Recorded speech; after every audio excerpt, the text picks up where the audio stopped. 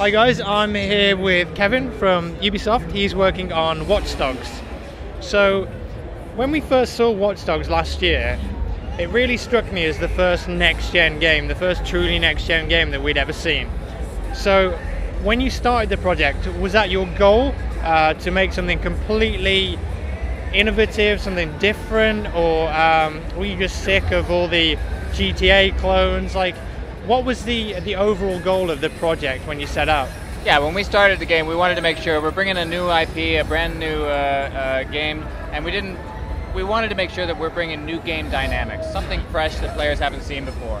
So that was our big challenge, and for us, that meant creating an entire city that you can hack into at will, any way you want, and that's a big, tall order to do. It took us 4 years, and it was hard. It was very, very hard to pull that off, but we're really happy with the results. We lived up to our ambitions, and I think players are going to be extremely impressed with just how much control they have over the city and how much they can use that city to achieve their goals. Okay, cool. So the engine for the game, is that like something brand new or based off like an existing tech? Yeah, we created a brand new engine called Disrupt specifically for WatchDogs. Okay. Our game it was so involved, it had so many new features to it that we needed something fresh and bold, and Disrupt pulls that off for us. It allows us to create better wind dynamic, the water's much more, it responds exactly to how you move through it, so that was important to us. If we're going next gen, we want to make sure that players are as fully immersed as possible in the world. Okay, so all the little details in there, they make up a big finished product. You know, there's a lot of polish there, obviously. So on my YouTube channel, I deal mainly with multiplayer content. Now, I've seen in some of the WatchDog videos, it's sort of like drop in, drop out multiplayer. So if I'm playing a single player game, can anyone come along at any point, or do I have to open my game up for other people to join it? How does that work? Yeah, so what's going to happen is when you open WatchDogs and you decide to go online with WatchDogs, so you start the game and you go online, that opens you up to multiplayer opportunities. And we always call it seamless multiplayer, so you don't have to check into a lobby. The multiplayer world exists in the city of Chicago where you're playing your single player experience. And at any point, you can invite a player to come help you in a mission, in a co-op mission, and they will seamlessly enter that mission with you, and when it's done, they will seamlessly off they go and you're back in your single player experience. Or you can also open yourself up to challenges from other players. Okay. And we call these guys fixers.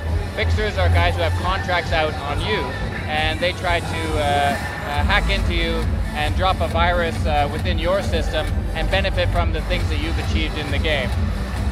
That can happen at any point in the game, right? And it doesn't take anything away from you per se, except the fact that they've gained some notoriety for doing that to you.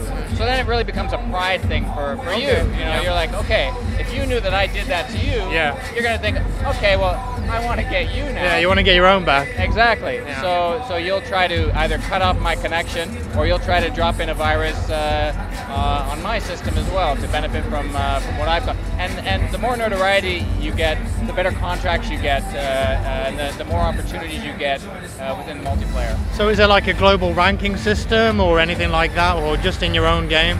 Yeah, there'll be a ranking system. I don't have the specifics exactly on how that will work, but yeah, for sure, notoriety is key. You know, you're going to know who's more notorious than you as a fixer, and you'll want to become the more notorious guy. And of course, the more notorious you become, the more you fall on everybody else's radar. Okay. And they're going to want to take you down. Does that apply for the police in the game as well, like the AI? No, that doesn't necessarily apply with the police, but I'll tell you what does apply with the police. Well, it will in a sense, because the game is seamless multiplayer. You're playing within the world of WatchDogs. So if you end up being reckless while you're trying to hack into somebody else, if you end up bringing out the police and they start chasing you, and you start running over people, that affects your reputation within the single player experience. And they will respond accordingly. Okay. The city, and while we're talking about reputation, the thing about reputation is it's the kind of thing where, depending on the kind of vigilante you want to be in the game, you will end up becoming more. If you're a reckless vigilante, the media is going to respond accordingly. They're gonna start reporting on you, saying, the cops are out for this guy. Is he a good guy? Is he a bad guy? Should he be off the streets? Right. And citizens will also react accordingly. That doesn't turn into a point system per se, but it becomes something that's more reflected back on the player. Right. It makes them reflect on how they're playing the game, how they feel about the media responding to them in a certain way. Yeah. It also does translate in small ways, like for example, if you're trying to steal a car, and they know you as a vigilante who's been doing good things as far as they're concerned, they may not call the cops. They may just say, "Hey, get the hell out." Just let it slide, or yeah, they'll let it slide. Or if you've been more reckless, they're calling the cops because you're stealing a car. That's so cool. So now I know you said that in the multiplayer aspect, I can drop into someone's game, infect them with a virus. Yep. Can I kill another player? Can they kill me? That's a good. What are the replications of that? Like if have you got anything in there like that? Like we've got. That's a good question. I'm trying to remember if we've got. I can't recall if we've got, but what we do have, I can't recall if we've got exactly that. But what we do have though is the main thing. We've got many different types of multiplayer. We're not talking about all of the multiplayer we have right now. Yeah. But for sure, right now, what we're talking about is is more that notoriety. Okay. So there'll be more stuff that's coming out that we'll talk about a lot more as we. That's cool. That's cool. So we're going to see some more multiplayer features.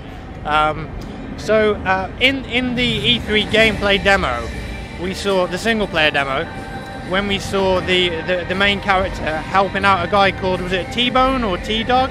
T-Bone. T-Bone. T-Bone Grady. That was a really cool sequence where he hacks the camera and he moves the bollards up and down. Yeah. So the multiplayer co-op. Yes. Is it going to be similar to that, or like what sort of ways can you co-op with people? Yeah, for sure. You'll be able to. Well, you saw in the game. Did you see how a player was invited into the game? Yeah. At the end there. Yeah.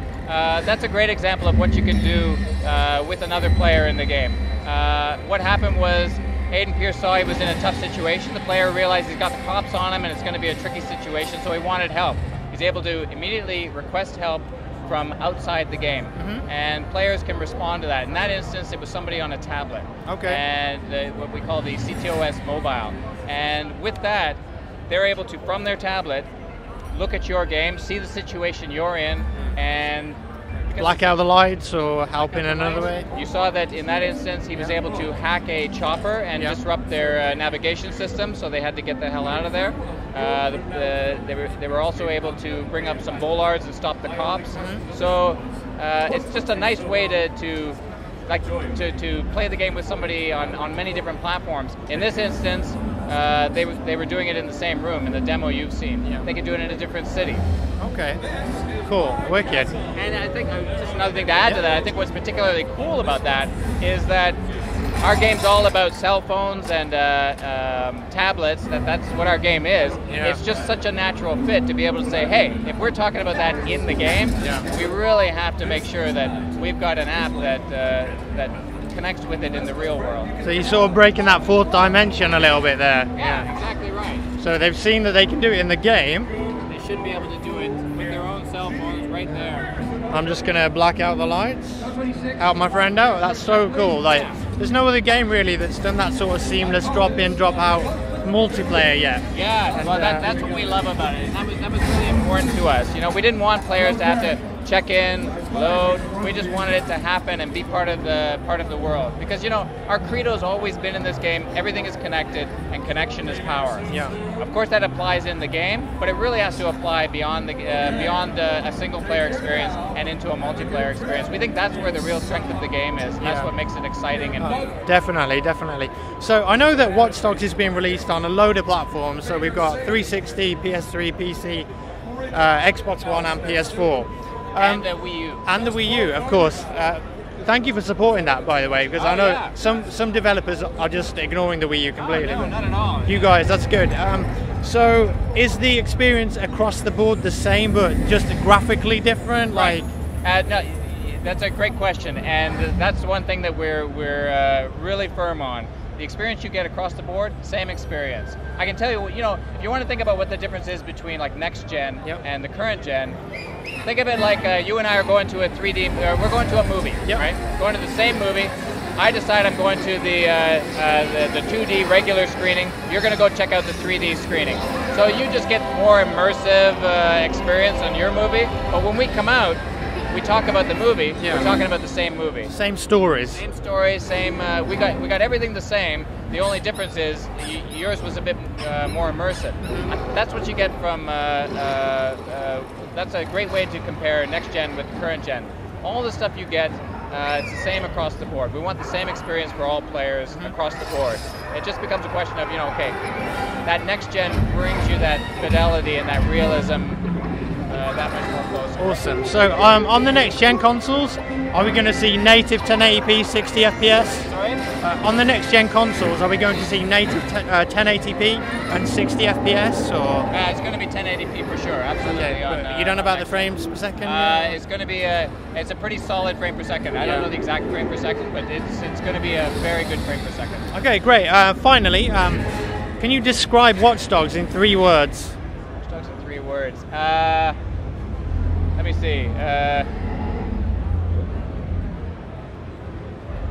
Immersive, open, connected. Wow. Excellent. Really looking forward to play it anyway. Thank you very much. Thank you. Cheers. That was brilliant. Thank you very much.